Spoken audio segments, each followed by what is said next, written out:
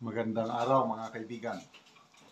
Pag-usapan natin itong pahayag ni Speaker Martin Romualdez. Sabi niya, people trust us. Mga tao daw nagtitiwala sa kanila o sa kanya, sa kanilang partido, yung Lakas CMD.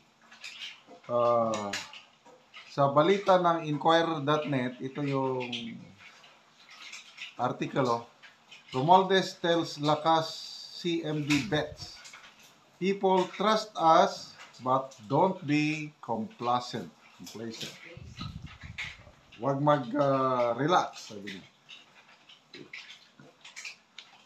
House Speaker Martin Romualdez urged on Friday his party mates in Lakas CMD not to be complacent and prove they are worthy of votes, even if voters already trust them. Romualdez, in his speech during a meeting with fellow candidates from Lakas CMD in Tacloban City, said that the party's growing membership shows that people trust their party. This, Romualdez said, should prompt party members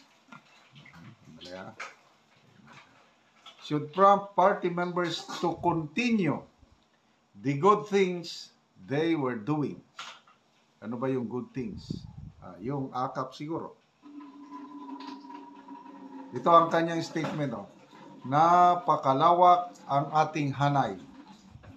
May Lakas CMD na handang maglingkod. Iisa lang ang layunin natin, ang ituloy ang magandang nasimulan para sa ating mga kababayan. Yan ang kanyang speech sa campaign, kick-off ng campaign period sa Leyte. Yan ay patunay ng tiwala ng taong bayan sa Lakas CMD. Pero hindi ito dahilan para maging kampante. Mas lalo nating dapat patunayan na karapat-dapat tayo sa tiwalang ibinibigay. Wow! Galing! Ang tagumpay ay hindi lang nasusukat sa dami ng boto, nasusukat yan sa kalidad ng ating paglilingkod pagkatapos ng halalan. Panalo man o hindi, tuloy ang serbisyo. Wow, palakpakan naman natin ang ating speaker. Ano pa? Ito pa, diagdag niya. Romualdez also appealed for a clean and honest election while promising that he would continue working for the good of Leyte. Sa lahat ng kasama nating kandidato sa Lakas CMD, mga kapartido, kaalyado at kaisa sa serbisyo, panahon na para muling ipakita sa taong bayan ang klase ng lideratong tapat, subok at may puso. Tuloy ang ating serbisyo. May God bless our campaign. Yan po. So, pinagtitiwalaan daw sila ng taong bayan. Ano naman ang masasabi nyo? Gaano kalaki yung tiwala? Okay. Speaking of tiwala, I don't know kung nakarating na ba kay Speaker Martin Romualdez yung resulta ng Publicus Asia Survey, March 15 to 20. I don't know kung alam niya na yung kanyang trust rating at saka yung distrust rating. Napakababa po sa top 5 government officials. Si Speaker Martin Romualdez ang may pinakamababang trust rating. Ang kanya is only 10%. Bumaba ng 3% mula nung fourth quarter noong 2024, naka 13% siya nung December, ngayong March, 10% na lang. Ang distrust rating niya, 61% of the respondents sabi na wala silang tiwala kay Speaker Martin Romualdez. Sa kanyang pinsan, ang Pangulong Marcos Jr., ganon din. Sumadsad, lumagapak ang kanyang trust rating.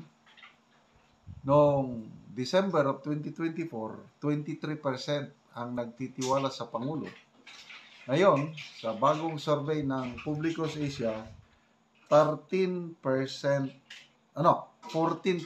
na lang ang nagtitiwala sa Pangulo.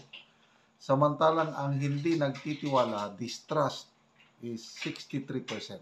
So makita mo, negative ang net trust rating nilang magpinsan, negative. Si Speaker Martin Romualdez, negative, negative 51%. Samantalang si PBBM is negative 49%. So, ano yung sinasabi nilang nagtitiwala ang tao? Pwede siguro, yung 10% nagtitiwala. Kaya lang, paano naman yung 61% na hindi nagtitiwala? Okay, magbasa tayo sa mga comments.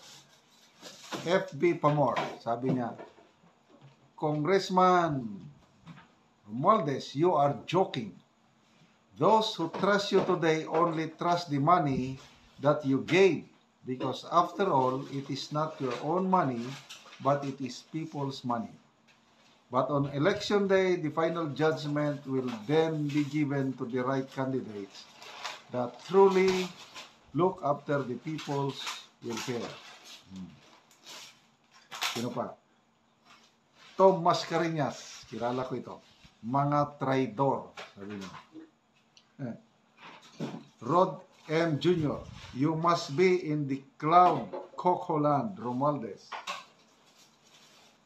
Henry Chavez, only the congressmen like you trust each other because of the taxpayers' money that you're spending like your own, but surely people of this country don't trust you anymore.